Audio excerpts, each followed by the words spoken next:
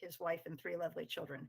Matt, thanks so much for joining us tonight, and we look forward to hearing what this panel has to say about the paper pause.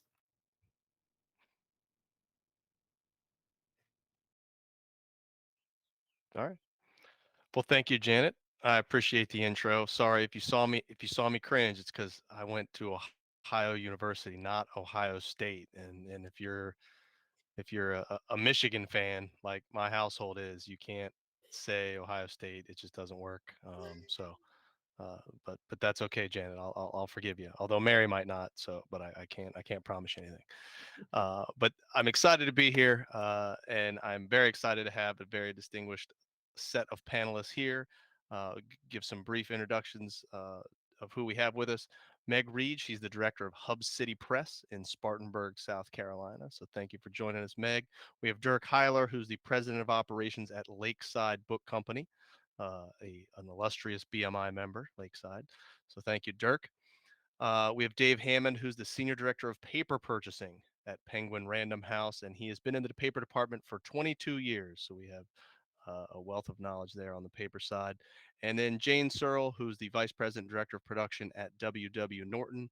She's been in book publishing for an awful long time, 37 years, but the past 15 she's also spent on higher ed textbooks. So that gives us a good variety of backgrounds and knowledge.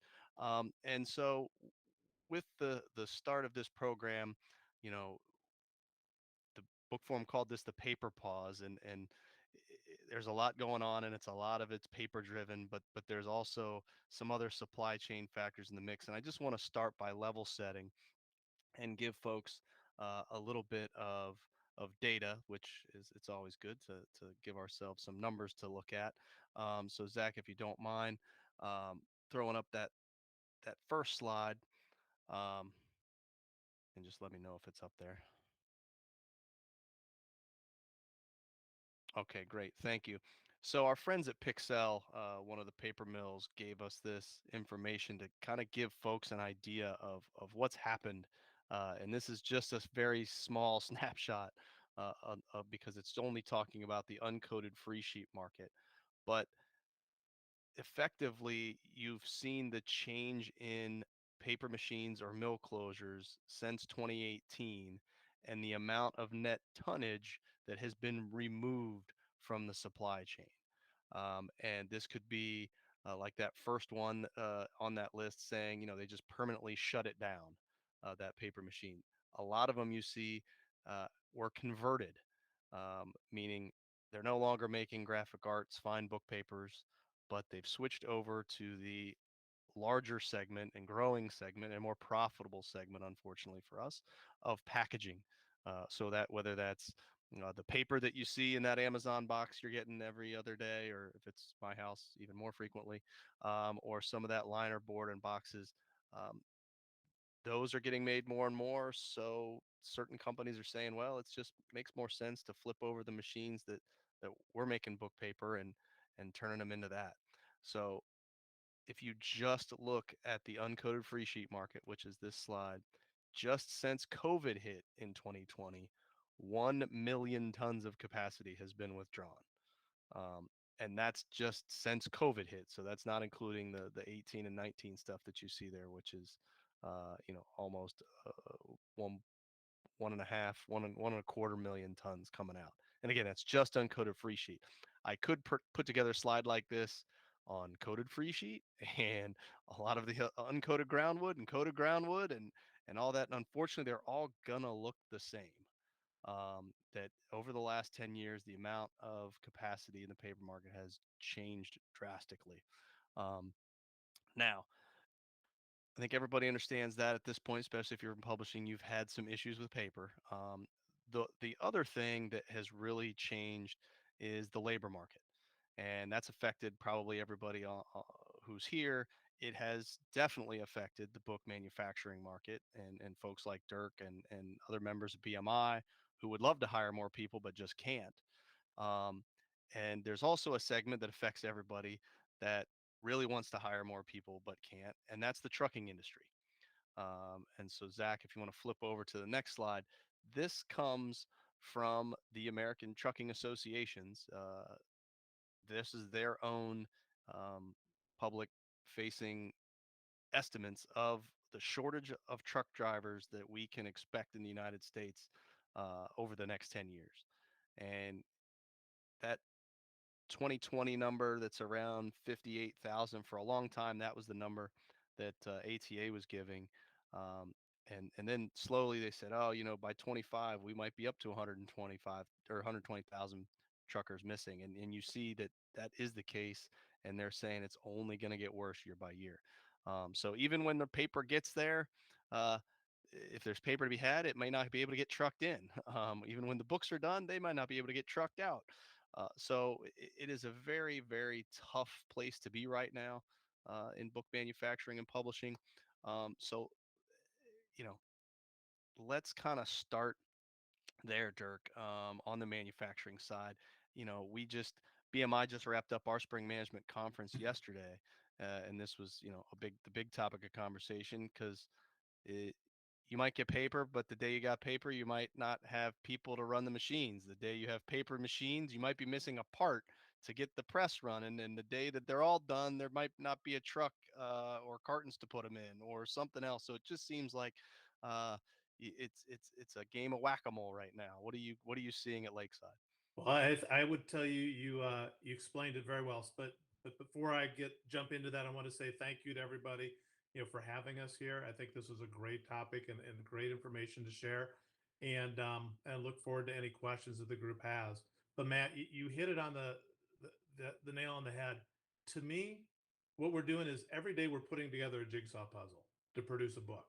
And when I say that, it's in the past we would really worry about files. Do we have files? Did files come in? Because we wanted to make sure the content was right. We worked with the publishing community, and those were usually the last things to arrive, or they would arrive on a planned schedule. Nowadays, the files really, I don't think I've had a conversation about files in the past year. It's really about materials and labor, as Matt said. So a couple things, for example, um, folks probably don't realize this, but for printing plates, all the aluminum for printing plates comes from Europe. Whether the plates are made here in the States or made over in Europe or in Japan, all the aluminum comes from Europe.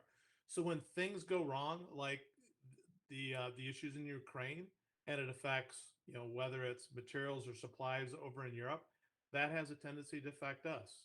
And so we are really a world economy, and we get our raw materials from Europe, and inks get their raw materials from China.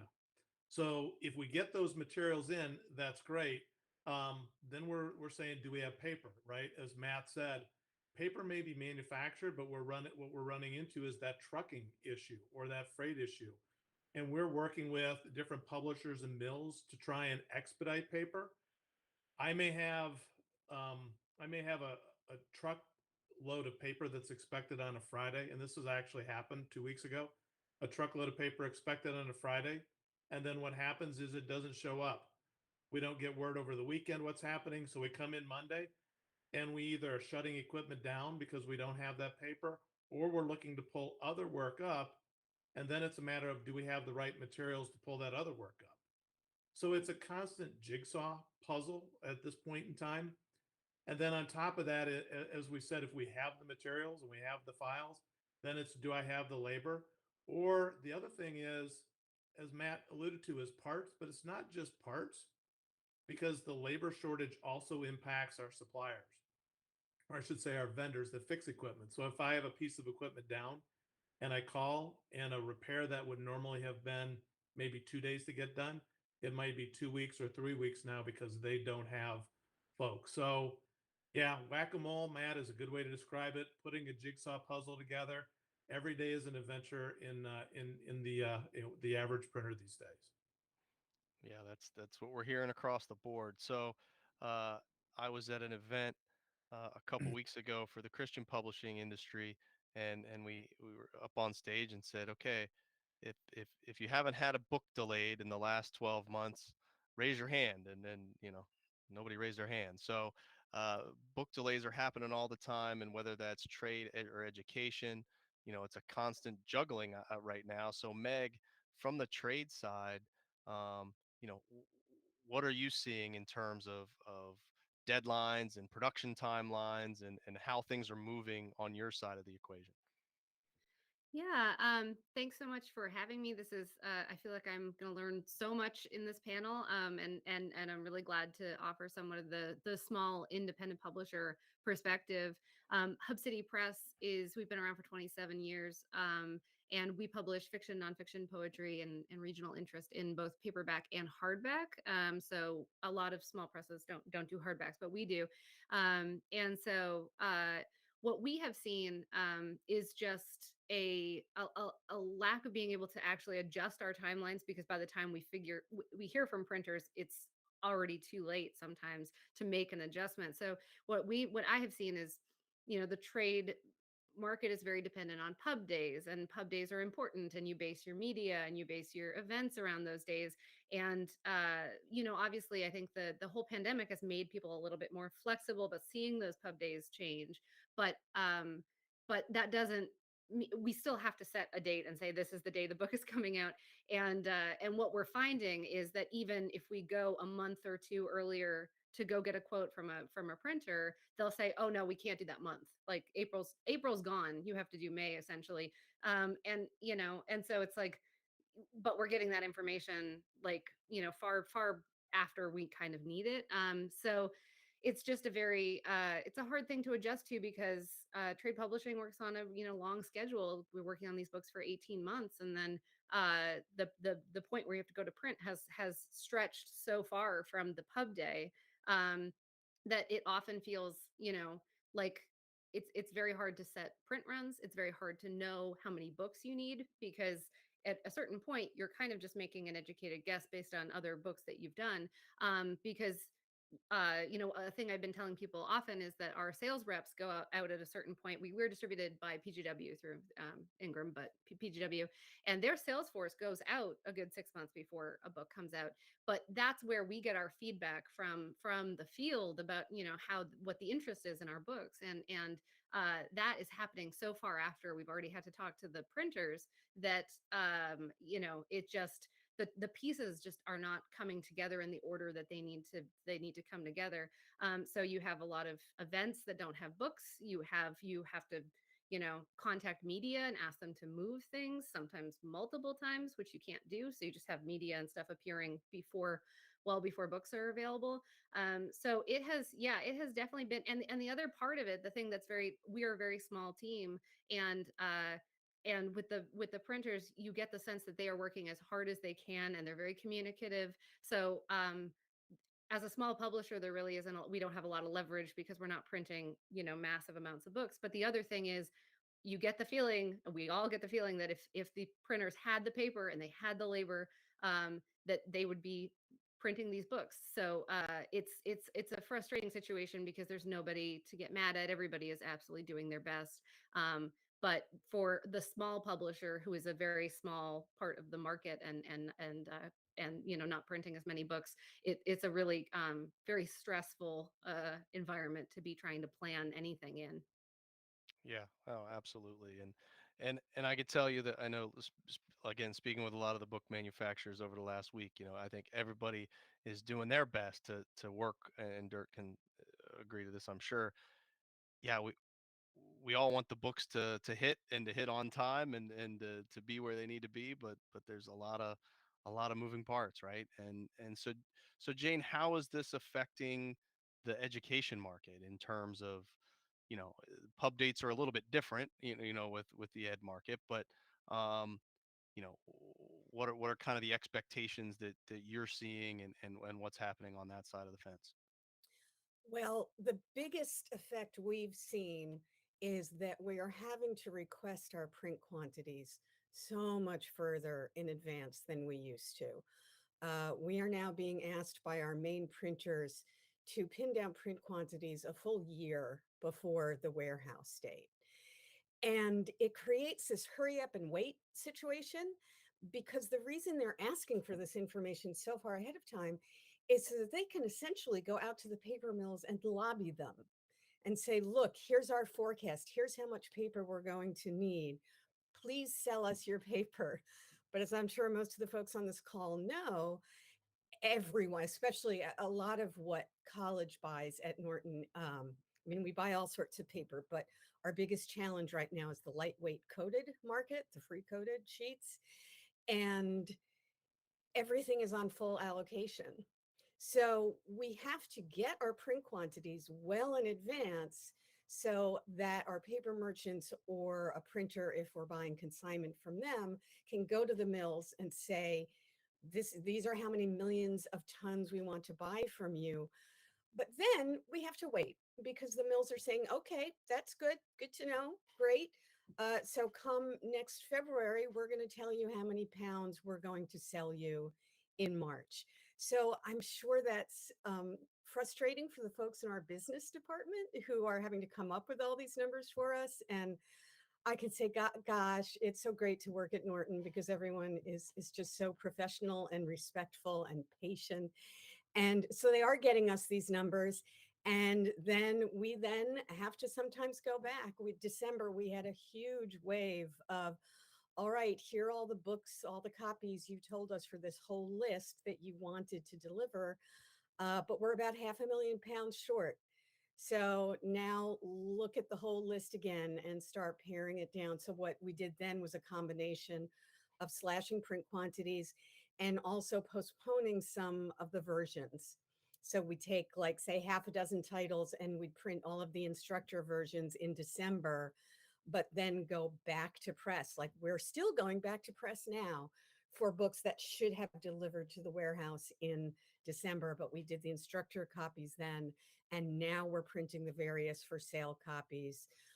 So that's all because of the paper, but we're also having to narrow down the kinds of versions we print, and that's because of labor.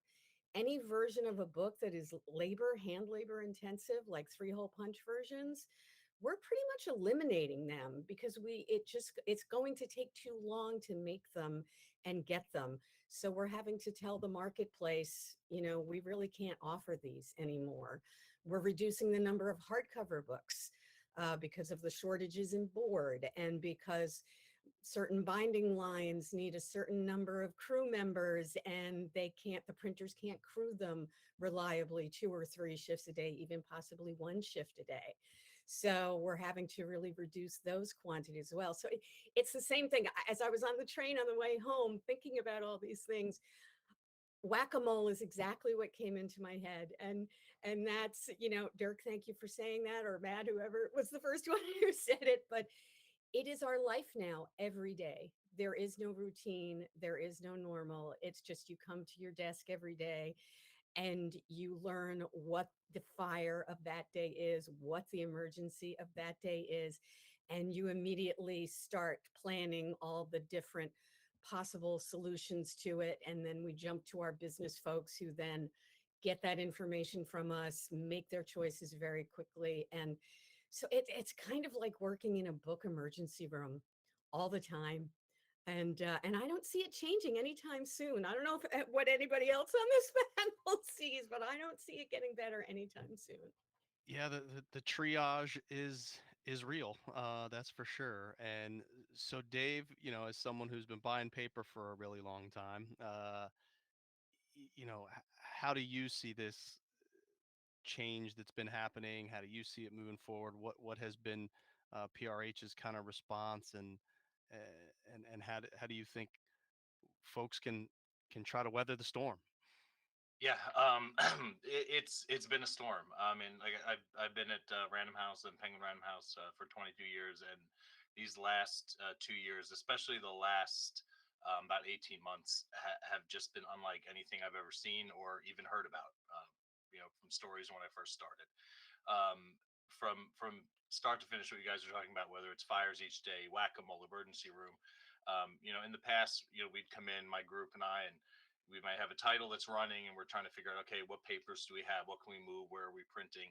Now you come in every day and it's not just the 50,000 reprint or the 75,000 reprint of a book that's taking off. I'm spending a lot of my time on 2,500 count reprints, 2,000 count reprints. Where are we getting the paper from? And then it turns into, okay, we have the paper here, but we can't get it here. The truck was, like Dirk was saying, the truck was supposed to be here Friday. We don't hear anything about it. Finally come in Monday, try to pick up the pieces, see where we can go. As a company in the beginning, coated and offset, whether it's lightweight, heavyweight, coated and offset, they were the first of the mills that really started struggling. We do buy a lot of groundwood, uncoated groundwood. For the first year through the pandemic, we were able to weather the storm as best we could. But then as 2021 ended and we got into 2022, more of the labor issues, the trucking shortages really started to hurt. And just with book sales going so strong, we just couldn't keep up. All the mills went onto allocation. And some of the mills are on rolling allocation. So we don't necessarily know month to month what we're actually getting. So I'm getting numbers now for July and August that can vary by a couple of 100 tons. So as a paper group, what we try to do is we're trying to look as far forward as we can, but also trying to rely on what we know in the past and make as many educated guesses as we can on where things are going to print. I think the number is something like 15 new printers that we've added as a company in the last 2 years. But what that means is, I have a 6x9-inch book. I might be printing it on 5 different roll sizes at 5 different printers. So I need 51-inch here, 50, 38.25-inch. So trying to navigate that when we used to live in a world where LDC was a great word, last date to change.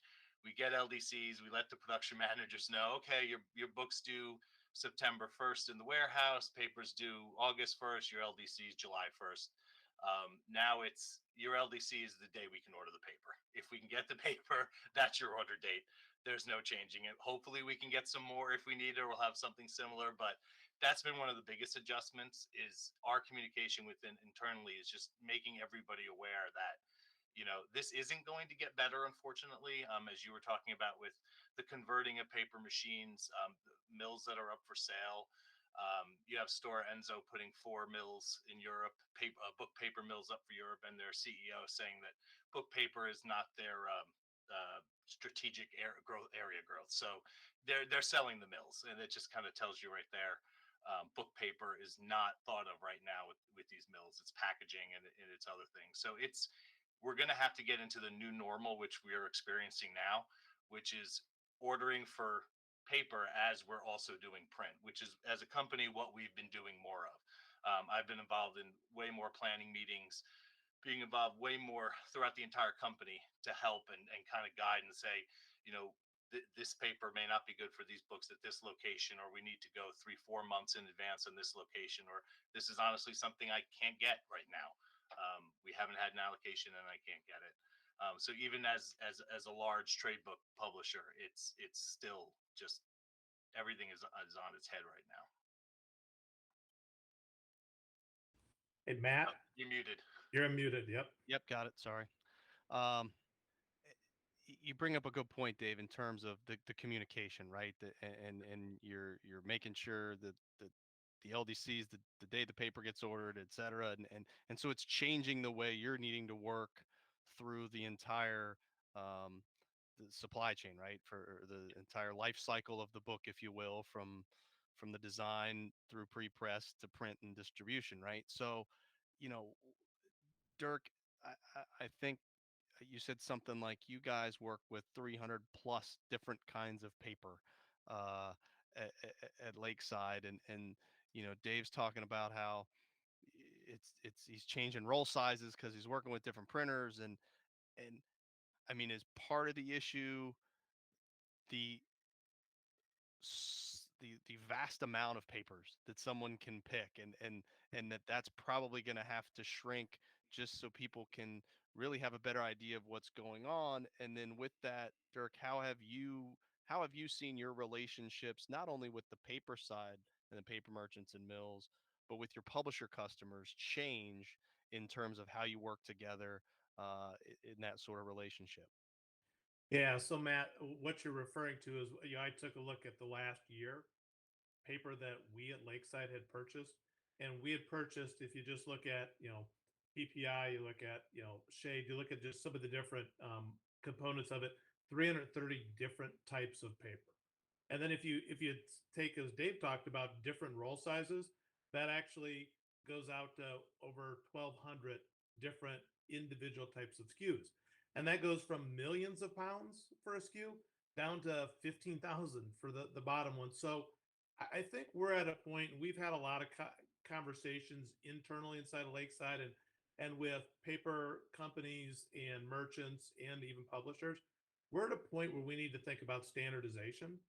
You know, we're going to start taking a look at SKU rationalization and start to go through the data and look at it and say, look, you know, if we want to continue to stay in business and get out of this whack-a-mole situation, we need to be able to standardize on certain stocks, be able to give a forecast to mills so that we don't have to, you know, Jane, as you said, we don't have to guess at how many books I need. We could give the mill a forecast for the next 12 months and find a way to level load the mill with these standard stocks. And I think that'll bring some semblance of predictability back into the business. But what it's going to do is it's going to take compromise from all sides, right? It's going to take compromise from a printer side saying, you know what, I really don't like this sheet. It doesn't run well. But if it's going to be a standard, I got to figure out how to run it. It may take at a publisher, if it's a different PPI and it requires the cover to be rebulked, it may require us to rebulk a cover.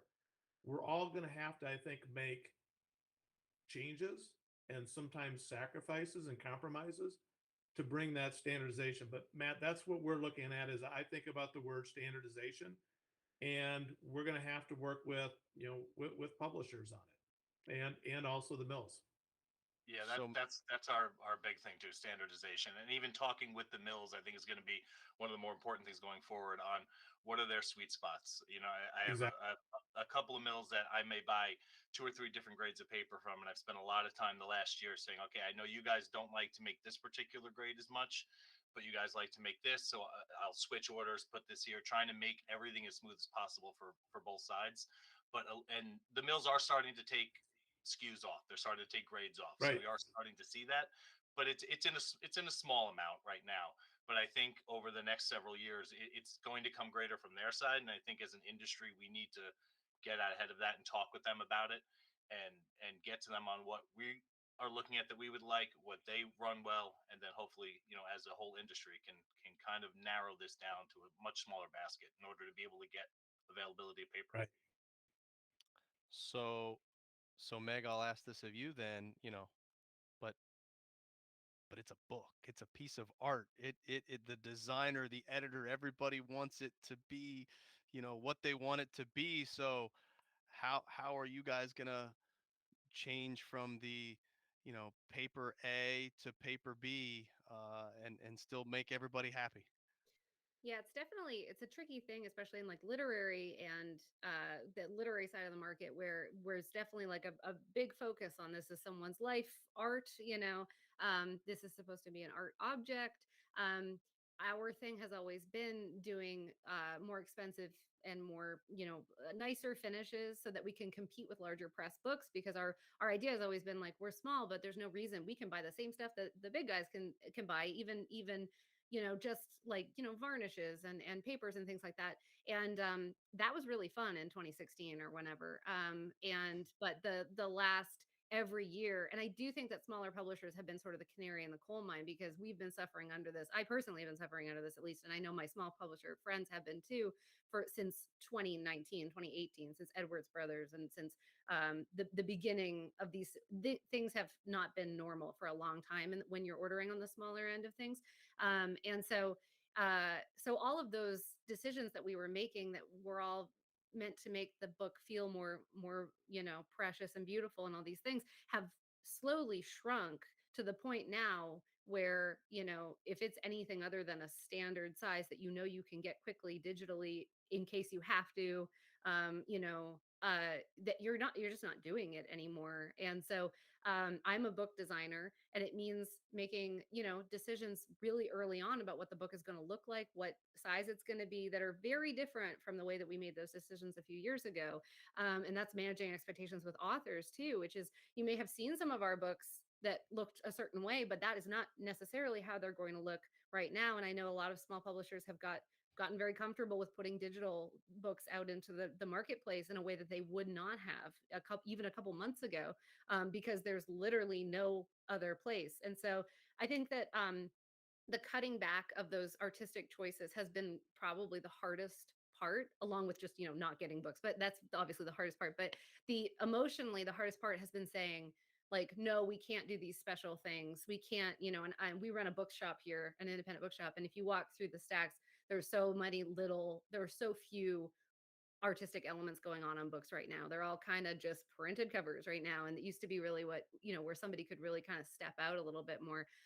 So that has been one of the hardest parts, because it feels like almost just a lowering of your expectations, saying like, no, this is what we can accomplish right now. But we have to, because we all want to make the most beautiful, artistically, produced book we can. But if it's between that and not having books, we need to have the book. It is an object, and so we need to create it. So yeah, that has definitely been, and managing that with authors has been a really a challenging thing as well.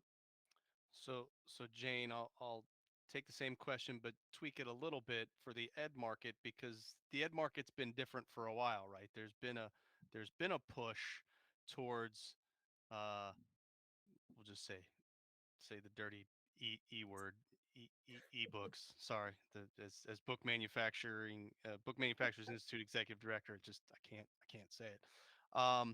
But there's been a big push to digital in education for a long time, especially in the higher ed market. So, you know, if how does the current state of things and being able to, not being able to get paper and making these changes, and uh, does that affect the decisions that get made in terms of not only what gets published but how? Yes, before I actually answer the question, I would just like to echo what Meg said and offer her my empathy, because Norton being independent and employee owned, and next year is actually going to be our 100th anniversary, which is exciting. Um, but we also really pride ourselves on making beautiful physical objects. And even though we're a good deal bigger than you folks are, Meg, we're incredibly small, right, compared to PRH. And it has been really painful trying to drive that message home of standardization. For us, a lot of that is trim sizes, and especially in higher ed, our editors love trim sizes that are all over the maps, and they make beautiful objects. But yes, we're still early on, I think, in that journey, but it's what we are going to need to do. As far as ebooks go, I mean, I'd like to start by saying ink on paper is not going anywhere. Print books are still incredibly important in the higher ed market. That said, yes, the pandemic created a sea change for us. The percentages of ebook versus print that we were selling, well, they didn't flip, but that ebook went up a good deal over the last 2 years. And so now the way we're approaching it, and by we, I mean the editorial folks and the sales folks and the marketing folks, they're really taking the time to evaluate discipline by discipline and title by title what the primary focus of each book should be. And to that end, we've actually created 4 different models to go off of. And so one is the traditional print priority, meaning we do the production for the print book first, and when all the files are done, we hand it over to ebook production, and then they make the ebook. But we've now created a new model called print and pause, which is we still do the traditional print workflow, but then we stop it at a certain point and we pivot to the ebook and we bring that ebook out first. And the third is an ebook first template mode, which is that is going to be the primary seller, that the marketplace for the most part is going to be buying an ebook and not a print book. So the production of the ebook comes first and is the primary focus, including the design, the functionality, how deep the interactives go. And then a print version is created, sometimes even just as a supplement. it may just be take the EPUB file and output some kind of PDF that quite frankly isn't going to be that pretty and isn't going to be up to our usual standards. And we're going to digitally print, a few hundred of them or a couple thousand of them. And then there are going to be some, we've only actually had one or two so far, that are going to be ebook only. And there will never be a print option. But print is still very important. The majority of our books are still going to come out, whether it's a primary print format or secondary print format. But yes, we're having to constantly pivot depending on the discipline, depending on the title, as far as the workflow, the priority, who goes first, how it gets done, how it gets handed off to whom to make something else. We're just learning new stuff and having to recreate the wheel in a way on a daily basis. Yeah.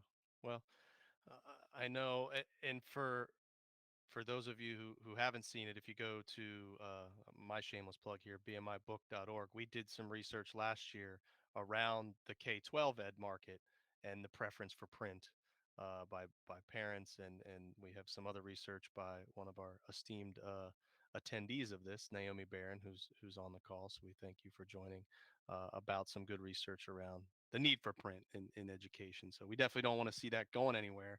And somebody commented that well, we'll just fix everything. All trade books are now 6x9 or 8.5 by 10.7/8. So you know maybe that's where we get to, maybe not, who knows. And maybe we get that same way with paper, right? I try to, when I talk to people and say I am in the book industry, and you try to explain to them there's a paper shortage, and they look at you cross-eyed, and it's like, what? I got plenty of copy paper sitting here in my printer. What do you mean? So this is this is a toss up there for anybody. You know, has the publishing industry maybe overthought over the years the importance of the paper stock in terms of its thickness, its opacity, its texture, its color, and really the consumer is it, does it make that big of a difference? Would standardizing to, you know, two kinds, white or off white, would that change the publishing industry as a whole? Would it change the consumers' buying habits, what they want to do with it? Or would, or if it goes to that, because let's just say that's the doomsday scenario, right? That there becomes two kinds of paper in the world that we can print books on. How would the industry react to that? I leave that up for any of you. Well, I'm going to just jump in real quickly to say I hear what you're saying, but I do think one notable exception is the really high page count books. We do a lot of literary anthologies, very high page count hard science books, and we have to print on really lightweight 24-pound 1330 PPI stock. And even then, sometimes we get page counts that physically can't be bound, right? Because the spine sizes would be too big. So that's one exception, that it can't be a binary, here's your coded stock, here's your uncoated stock. But I hear what you're saying, and I think you're right. We're going to get closer and closer to that. Like, will there be one 40-pound, matte coated stock at what, 834, 910 PPI, and every single publisher is going to use that? Yeah, I think we may very well be going to that out of necessity, and we're all going to have to agree to it. Yeah, and I think this is obviously the title is about paper, because I think that is, even though we're having other issues with labor and other materials, paper really is at the root of this, because you can't make a book without paper, right? There's alternates, soft cover to hard cover. There are some different things that we can work on, but without paper, you don't have a book. And my take on this is we really need to work as a group with the mills and find what are the sweet spots that make mills productive and that can de-risk this situation for them. And then what we do is we understand what those opportunities are, because Jane, as you said, we do need thin bulk stock because there's many books that are, you know, 1.5 to 2 inches, and we need that thinner bulk stock to be able to run those books. But how do we work as an industry, as a set of industries together to make those paper mills sustainable, profitable, settle in on those base stocks, and then work together on some of the other things? Because again, the worst thing we could do is have no paper, because then we have no books. And I think we all want to avoid that. And I don't think that's a likely outcome. I wanted to add the thing that causes me stress is that I feel like I go into most I go into most conversations with my printer saying whatever you have is fine in this vicinity. I am actually incredibly easygoing because I know how small of a fish I am, and everybody's always super helpful about telling me what they have and what's easiest, and so I don't think that I'm creating books that are a hassle for anybody, and it's still not easy to get. And so, and then it puts me in mind of the sort of the situation with digital, where I say everybody's okay with digital right now, but the thing is, like, moving over a book it's not without labor, it's not without time, and then you've done it, and then it's, do you put it back or do you stick where you are? And then digital is also completely slowed down and now takes 10-12 weeks, which is like defeats the purpose if you're not going to get a product that you even really like at the end. So it's like I don't want to chase. I just have this feeling that whatever, if we settle on two things, then those things will run out because everybody is moving to them or whatever. Meg, sorry, when you say digital, you mean digital printing, Digital printing, not yes. ebook. Okay, Yeah, just wanted to digital clarify. printing. Yeah. And that a couple years ago would have caused like, oh, for most publishers. And now it's like, cool, you can get me the books, like, great, fantastic. My book won an award and now I need books. It's not about how beautiful they are, it's about needing the books. I just want to put the perspective out there that I think that publishers like have been extremely flexible, and I think that we're all trying to do our best to just get rid of all our specializations and the things that we're asking for. But it feels like even after that, it's still the path is getting narrower and narrower. So yeah, that's just what causes me concern, because I don't print a wide range of books. We print black and white and some color books and very simple kind of stuff. And even that has become really untenable in a lot of ways. So Yeah, and Meg, you're right. That's one thing I will say to this group, that's in the audience out on YouTube, is thank you, because the publishing community has become, you know, um, I guess we don't have a choice, right? But they're understanding, through COVID when we didn't have folks. Now, as we're dealing with paper and material shortages, we do have a lot of people say, I don't like that, but I understand it, and work with us. And so I do feel that there's a lot of cooperation today. And I want to thank everybody for that, because it's not unnoticed on our side. I can tell you, if we had the performance we had today a couple of years ago, my phone would be ringing off the hook. But now everybody's working together saying, how do we make that better? How do we get you the books that you need, the most important ones that you need right away? How do we work together to make that happen? We've got to continue to do that while we work on some of these bigger industry problems. Yeah, and I definitely think as as we've moved along as a company, I think, and going forward, because as Meg said, there's still a finite amount of book paper out there, and even if we're knocking it down, say from 20 grades down to 10 grades, we're still at 1,000 tons a month across the board, with mills switching over to brown packaging, all more lucrative areas. We still have to be cognizant of that. I think one of the things on our end that we need to look at in publishing, and especially in our company, I think is kind of, yeah, we may have 1,000 different SKUs right now, but and a great deal of those SKUs are very rarely used items. So we may have a couple of books and we've ordered 40,000 pounds to fill a truck, and we're only using 20,000 pounds. And in the past, we've been okay. We'll use this in 6 months, in 8 months, we can keep it.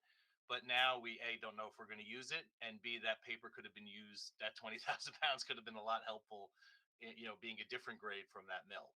So I think taking a look at some of the smaller stuff that we run, and just some of the titles that we're doing, if it's on one of our main papers, roll size might be different, we can move things, but trying to keep those fringe items to a minimum, where we're not sitting on extra inventory that we can't use, which at this point is, a sin. We need to be able to use as much paper as we can.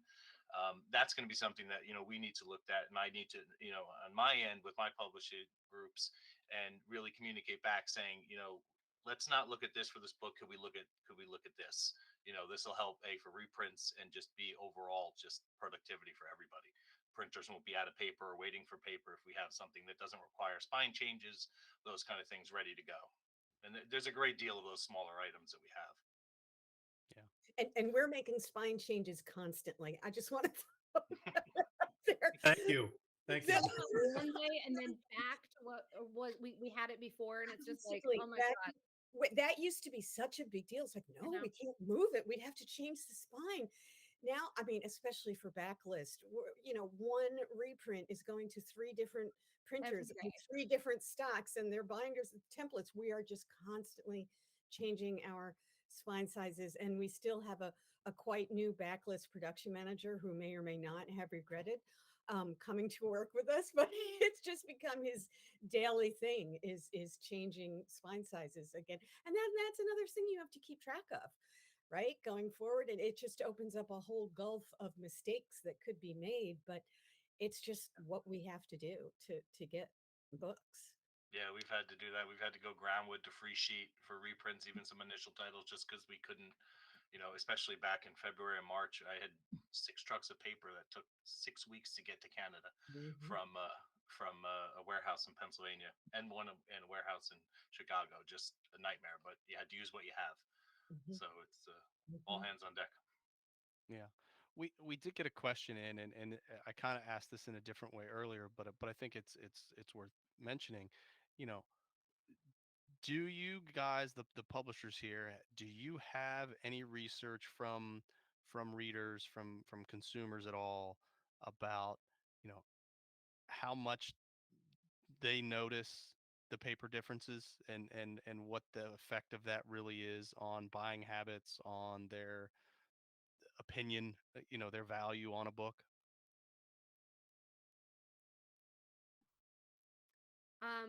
I think that I don't, and I think that it matters a lot less to people than we probably think it does. And I think that it matters with smaller books because there's like a flimsiness factor and everything. But yeah, I don't think people have too much of a concern about it. But I also always say I don't think people have any idea how books are made. The general population has zero idea. We get asked all the time if we print our own books here in my like 800 square foot office, it's so I'm not sure that it occurs to anyone. I think it hurts publishers' souls more than maybe the population. But I also think that consumers are used to paying the same price they've been paying forever for books, and maybe if they could see that something was higher, we would have an easier time maybe increasing prices, because it's definitely that's a real sticking point, and we don't want to pass that on to the consumers. But yeah, I wish they could see the difference a little bit more, so they could see this is nicer, and you should love what we're doing for you. But I don't know if people really feel that stock and say, oh, like this is a nice, this is a good quality paper stock. I don't know, maybe Norton papers have different experience. No, I would say for the vast majority, I agree with you completely, Meg.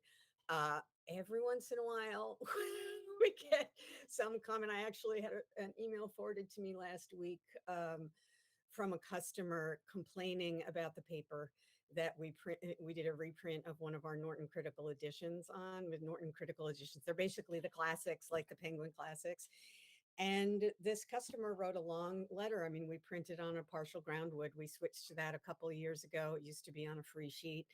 And they were talking about how flimsy it was and how thin it was and how they tried to write on it and it started to tear, which of course was fake news. I did a test myself and the paper did not tear, but it was this long letter and it ended with, I certainly hope in the future a house like Norton will bring their standards back up. And I just was like, you gotta be kidding me. Well, Jane, So I've noticed if I take paper and I do this, it Yeah. tears. You know, it's one Yeah. of those things that The answer tends is to happen. that guy noticed. Yeah. But no, for 99%, I completely agree with you, Meg. I don't think folks really notice or care. It's about the intellectual content, right? Yeah. We all pride ourselves on our intellectual content. That's what matters the most. Well, I'm gonna. We've only got a couple minutes left, so if there are questions, please get Well, those in.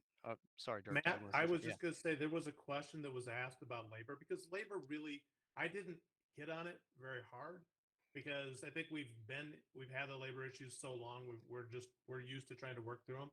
But the question was about, is there opportunity for automation? And the answer is yes, there is opportunity for automation.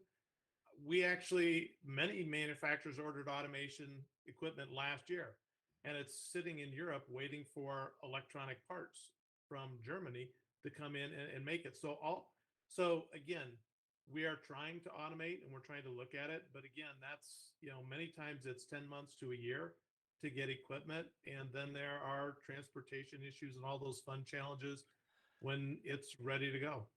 Yeah, actually, it's exactly where I was going to go. Dirk, was that I think two questions that I get a lot is around capacity. Well, if there's all this interest in books now, and we need more book paper, why doesn't somebody? Why usually that means, economics, right? If there's demand, someone would create a supply. And the number I heard this week was to greenfield a brand new paper mill would take 5 years and cost $2 billion. So I don't know if anybody feels comfortable taking $2 billion, waiting 5 years, and expecting, that return on investment to be better than putting that money somewhere else. And that's kind of, someone said, well, why isn't there more capacity? Why wasn't somebody like Lakeside? If you've got all these orders, Dirk, why don't you just have more factories and more equipment and more people and increase your capacity? Yeah, And again, it's some of you have, a lot of our members have actually expanded, but you have to have a labor force to work the machinery. Hopefully you're adding machinery that is automated, but it helps robotics and make things need less labor. But as Dirk mentioned, it's 18 months right now if you order something today, before it shows up, and the manufacturers have to get capital to increase warehouse space to try to find new people. I mean, it's a rolling problem, and right. it just keeps on going. Yeah, and I would just tell you every day we're looking at ways to increase capacity, and we are giving publishers feedback. If I'll pick one of my favorite types of things is we now see a lot of oblong books instead of upright books. Oblong books don't run as well in the bindery as upright books, so they eat capacity. So we produce less books when we produce those oblong books. So we're giving feedback, and we're doing two things. We're working at how do we run them better? How do we get better? But we're also providing that feedback to publishers to say, hey, if this changed or if we could change something, this would help. Well, I know we could go on and on and on about this, and I appreciate the time that you guys have given to this event and your insights, and hopefully some folks got some new knowledge out of this, or at least commiserated with us for a bit. So I just want to thank New York Book Forum for putting this on, and thank you to my distinguished panelists for taking the time. Thank you. Enjoyed it. Thank you. It's a pleasure. So Janet, I'll hand it back to you.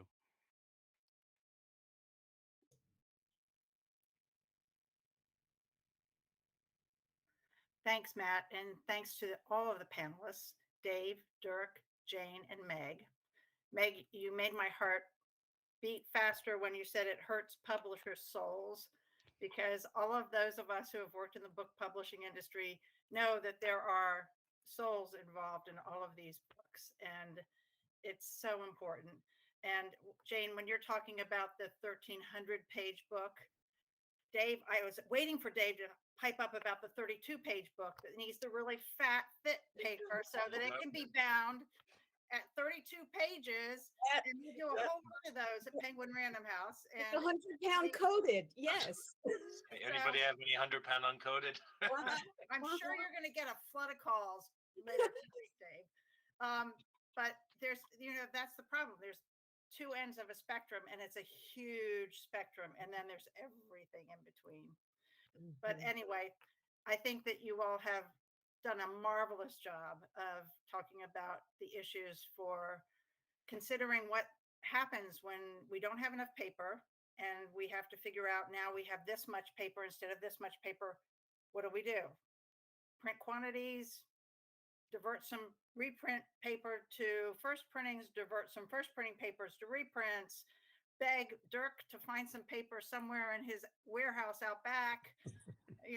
Anyway, thank you so much.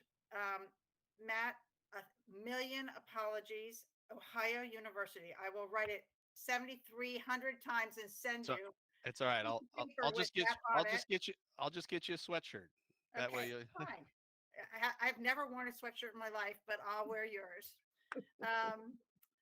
All of the programs that the New York Book Forum has done so far are on the website, and tonight's will be in case you want to share this program with other people. So go to newyorkbookforum.org and hit events, and you'll see the programs we've run so far.